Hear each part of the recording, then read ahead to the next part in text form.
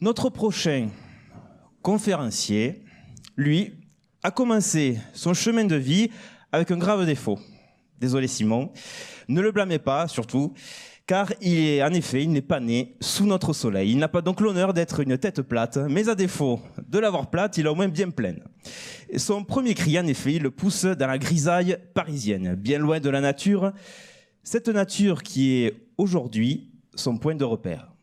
C'est pourtant l'homme, un homme en particulier, qui lui a transmis cette sensibilité pour les choses de la nature. Le poète disait, il avait bien raison, nul ne guérit de son enfance. Et notre conférencier ne s'est jamais remis du virus que lui a transmis son grand-père. Ce grand-père qui, durant les vacances d'été, a fait naître chez son petit-fils, au milieu des champs, sa vocation.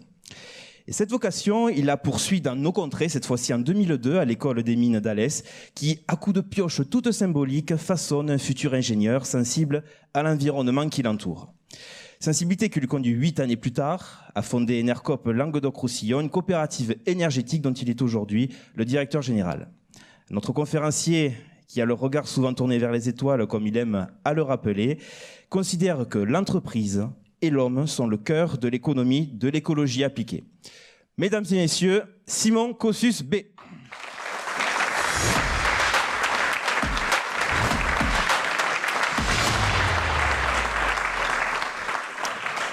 Bonsoir. Vous allez bien ? Oui. Ça a l'air. Du coup, je suis très ému, parce que je ne m'attendais pas à ce que tu parles de mon grand-père, mais c'est très bien. Ça me met un peu bizarre. Vous m'excuserez donc de un peu ma voix tremblante, mais c'est pas très grave, ça va finir par passer. Donc je vais vous raconter une histoire peut-être moins passionnante que celle d'Emma, parce que c'était vraiment très touchant. Merci pour ce témoignage, Emma, c'était vraiment très beau, et en tout cas je me suis reconnu dans beaucoup de sujets. Je me reconnais dans l'enracinement. Et ça, c'est vraiment très puissant. C'est quelque chose qu'on devrait tous pratiquer. Voilà, alors je voulais commencer par me présenter brièvement et dire que, en fait, il y a beaucoup de simplicité dans les témoignages là. On est des vraies personnes qui sont là à essayer de changer le monde quelque part à travers de leur vision et au travers aussi d'un héritage qu'on a. Moi, mon héritage, c'est celui de la sagesse populaire. Et moi aussi, je vais poser une question. Est-ce que dans la salle, quelqu'un ne connaît pas la chanson « La souris verte » ? Ah. Et pourtant, qui en a compris le sens ? Qui en a compris le sens ? Qui s'est même posé la question ? Voilà, donc cet héritage, il est parfois masqué, indicible, difficile à découvrir. Vous verrez qu'en alchimie, le vert est la couleur du secret et du cachet. Voilà. Donc moi, je suis issu d'une famille très simple de gens du cru. Je me suis retrouvé ingénieur, effectivement, il y a quelques temps à l'école des mines d'Alès. Bon, c'est pas Narbonne, mais c'est tout proche. En tout cas, c'est un territoire dans lequel j'ai pris racine. Je suis très heureux de vivre ici et je perçois toutes les qualités et toute la richesse, la diversité qui peut en émaner. C'est vraiment chouette. Et donc c'est là aussi où j'ai commencé à travailler. Voilà, j'ai aujourd'hui 41 ans. Et quand j'ai commencé à travailler, j'ai été dans une entreprise familiale, une entreprise qui a installé les premières éoliennes à côté de chez vous, il y a plus de 30 ans maintenant. Et puis quand cette entreprise a été revendue pour des logiques de nécessité finalement, on est tous confrontés à ces questions de financement quand on est en situation de chef d'entreprise, eh bien je me suis demandé, mais en fait pour qui je travaille, pour qui je vais travailler, à qui je vais offrir toutes ces heures passées dans mon bureau ou sur le terrain. Pas de réponse à cette question. C'est vraiment une question difficile et qui moi m'a un peu freiné et m'a obligé quelque part à percevoir tout ce qu'il y avait derrière l'entreprise. C'est-à-dire quand on est salarié, on se passe pas forcément toutes ces questions et puis un jour, ça vient un peu comme une révélation. Et donc, je me suis dit, en fait, j'ai envie de travailler pour moi, pour mon territoire, pour les gens que j'aime, pour les gens qui sont autour, pour la nécessité qu'on a tous de consommer cette énergie. Je pense pas que dans la salle, il y ait quelqu'un qui ne consomme pas d'énergie. On en reparlera un peu tout à l'heure. Donc, je me suis dit, en fait, à qui je vais donner ma force de travail ? Et là, j'ai commencé à essayer de trouver, mais j'ai pas vraiment trouvé. Donc, entreprendre, c'est pas vraiment un pouvoir pour moi. C'est pas un super pouvoir que j'ai sorti d'une poche ou d'une baguette magique. C'est plutôt quelque chose qui m'est tombé dessus comme une nécessité. En fait, j'ai pas eu le choix. J'ai pas eu le choix parce que je voulais faire les choses d'une certaine manière. Et quand on veut faire les choses d'une certaine manière et qu'on ne trouve pas, eh ben, voilà, si on se sent pas bien à sa place quelque part, c'est qu'il faut en créer une nouvelle. Donc j'essaie de faire ça. Avec mes petits bras, c'était pas simple. Dans un monde, voilà, pétri de contraintes, où c'est quand même très complexe de pouvoir justement faire son trou. Dans un secteur, à l'époque, où on nous regardait un peu de travers, oui, les énergies renouvelables. Alors qu'aujourd'hui, on voit que ça devient quand même un phénomène inarrêtable. Donc voilà, c'est un peu une vision bisounours, hein, je vous le cache pas, que j'avais à l'époque.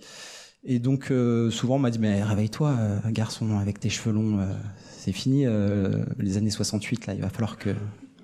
Donc je me suis dit ah oui, je vais me réveiller, oui, je vais surtout éveiller, essayer d'éveiller les consciences, c'est d'abord la mienne parce qu'on ne change pas les autres, c'est pas vrai. On se change soi et après on voit ce qui se passe. Voilà. Donc c'est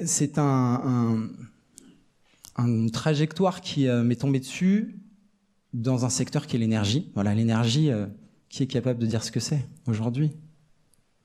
Qui est capable de savoir combien d'esclaves il faudrait pour remplacer toute l'énergie qu'on consomme au quotidien? Voilà, c'est comme si chacun d'entre nous, on avait en permanence 150 personnes qui nous suivent pour juste produire l'énergie qu'on consomme. Il faudrait 150 personnes. Voilà, c'est ce qu'on consomme chacun en moyenne. Peut-être moins pour certains, peut-être un peu plus pour d'autres. Donc ça pose quand même un certain nombre de questions. Est-ce qu'on a vraiment envie d'avoir 150 esclaves énergétiques derrière nous? Non. Bon, heureusement, on a du pétrole, on a du soleil, on a plein de choses. Mais quand on pousse la réflexion un peu plus loin, on voit aussi que tout ça, ça a des conséquences. On ne peut pas rester sans les voir à un moment. Là, on le voit, on parle de guerre en ce moment.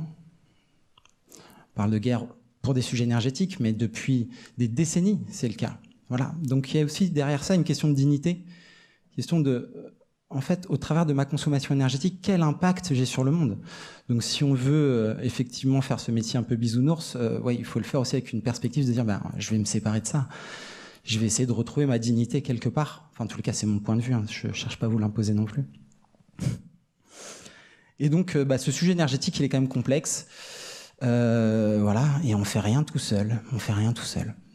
Voilà. Moi, ce que j'ai appris aussi très tôt, c'est que si on veut monter des projets autour de l'industrie, hein, parce que quand on parle d'énergie, on parle d'industrie, eh bien, il faut s'entourer de diverses compétences nombreuses. Donc, voilà, l'image de l'ermite dans la montagne, c'est pas approprié.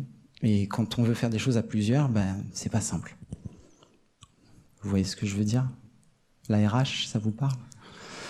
Voilà, moi, ce que j'ai vu aussi ces dernières années, c'est que les questions RH, c'est souvent l'endroit où ça pique, où ça gratte, où ça saigne, ça pleure. Voilà, c'est des questions qui sont toujours délicates dans nos entreprises.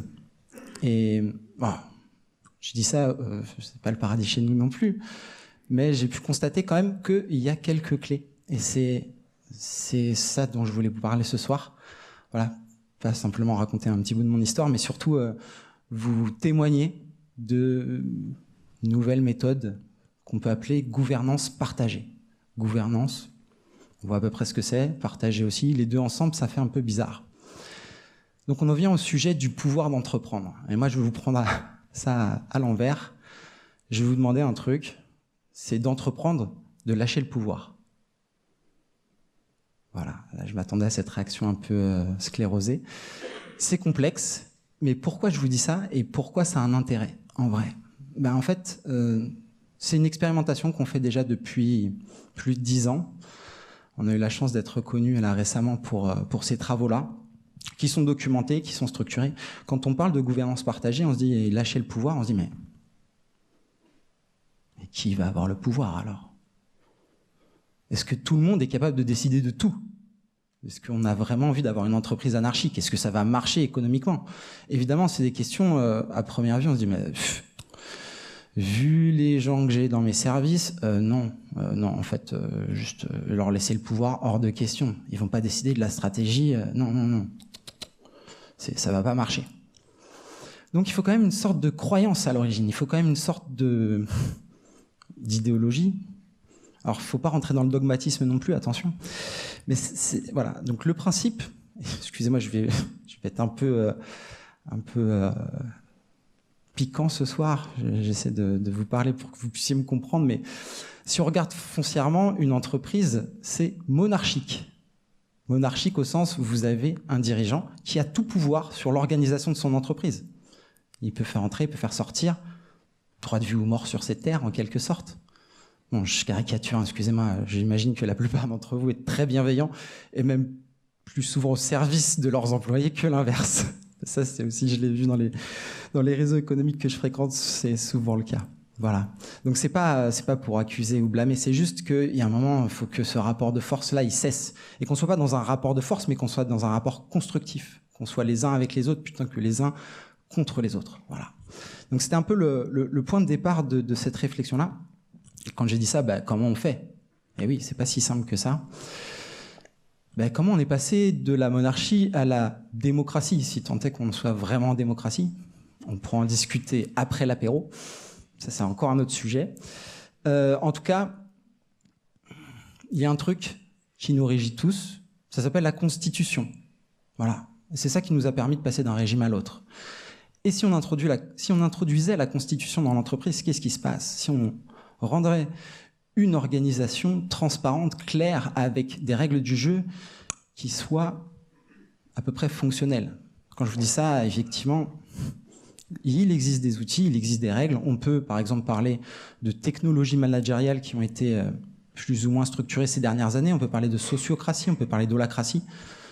Pour les avoir expérimentés, c'est des modèles.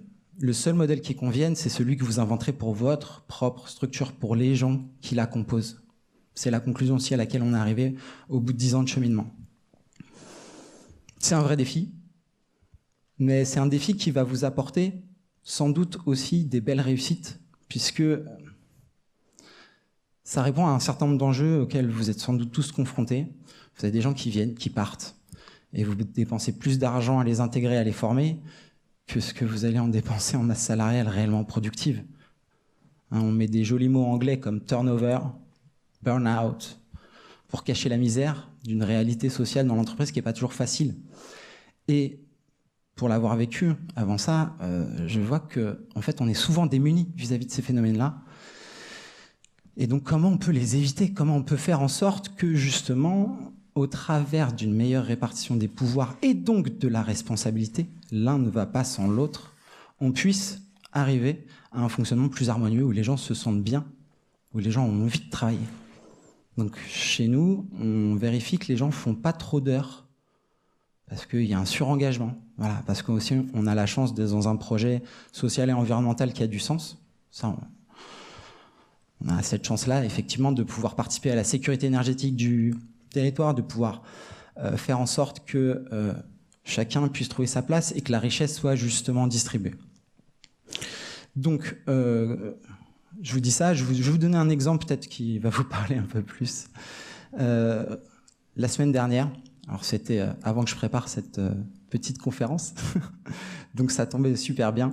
On a eu une personne en entretien de recrutement qui nous a dit, qui nous a à la fin de l'entretien dit en fait j'ai un parcours de vie très compliqué et j'ai vraiment souffert de certaines expériences professionnelles où il a été vraiment broyé par ses anciens employeurs. Voilà, je ne vais pas rentrer dans les détails, ça arrive dans certains grands groupes.